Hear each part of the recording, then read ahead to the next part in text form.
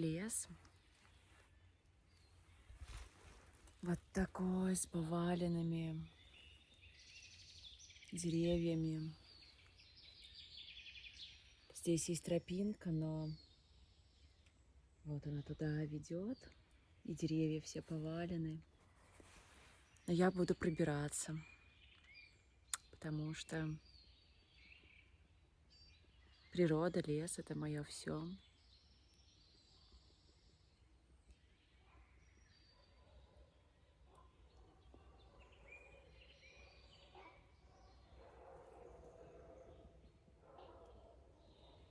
Звуки леса.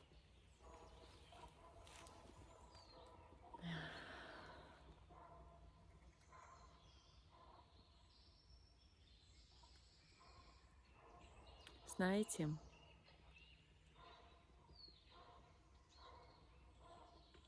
в детстве у меня была игра, самая любимая. Мы с подругами играли. У нас были овраги неподалеку от наших домов, за городом.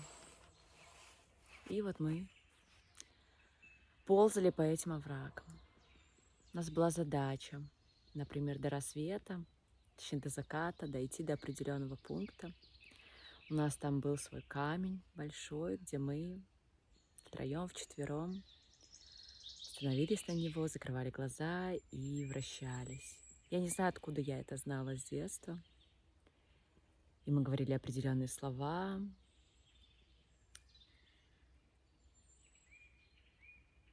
Это была моя самая любимая игра. И сейчас я осознаю, что даже тогда вот таким способом так разговаривал со мной мой дух. Вот. И сейчас я хочу наладить эту связь, хочу укрепить этот connection. Сейчас чувствую, что мой дух хочет бунтарства, хочет того, что мое тело еще раньше не делало.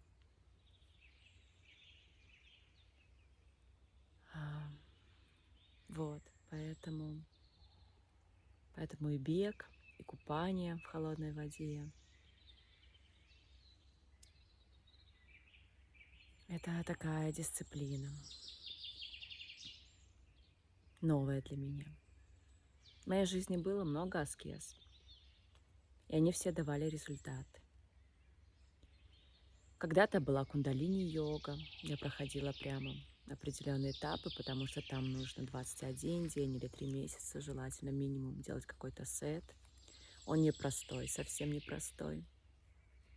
Он направлен, там длится каждый день, я делала, помню, по 1,5-2 часа, и он направлен на все, и на тело, и на психоэмоциональные блоки, высвобождение.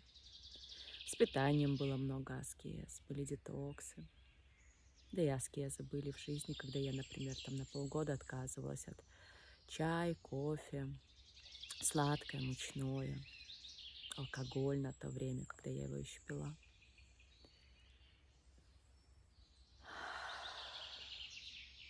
Молитва, походы в лес в том году на протяжении всей зимы. Каждый день на рассвете я ходила в лес зимой в -10, -5. Все это принесло определенные результаты, взрастило мой дух и взращивает его. Потом я расслабилась, посмотрела, как это быть в этих плавных, текучих энергиях, полностью разрешить себе все, потому что был такой сложный этап в моей жизни. И мне захотелось, чтобы тело прям так оттаяло, дать ему это тепло, лень, которую я никогда себе не разрешала. Расслабление тотальное, ничего не делание. Я до сих пор этому учусь, совмещать это, например, дисциплину и совмещать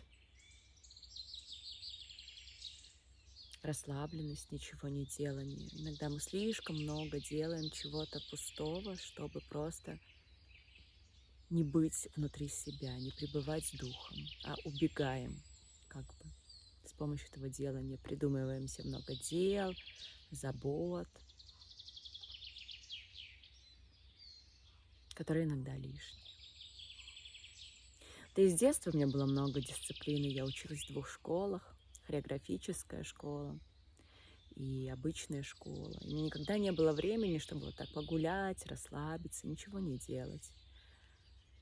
Мне всегда нужно было бежать туда-сюда, совмещать, искать эти варианты, как совместить более выгодно по ресурсам, по энергии, по времени, при времени затратности. То есть я все это в детстве уже рассчитывала, знала. Да и затем я училась в медуниверситете, совмещала моделинг, совмещала свои хобби, увлечения, личная жизнь появилась, тоже все совмещала. Потом начала работать, стоматология, 2 работы. Аскез достаточно было, но вот этого ничего не делания и расслабления не было, поэтому я учусь и этому, и тому. Какое-то время я даже была против дисциплины, против аскеза, вот когда я сейчас расслабилась, но увидела, насколько дух хочет, да, тело хочет, оно начинает кричать, оно начинает побаливать, оно начинает стагнировать, начинается застой энергии. Это все чувствуется. Тогда нужно взбодрить, нужно снова вот это дать какой-то импульс, посыл, но опять же договорившись с телом, договорившись с умом, что это все на пользу мне. Вот это и есть истинная любовь. Это гармония между телом, умом и духом. И когда ум и тело служат духу, служат нашей душе, ее реализации. Вот.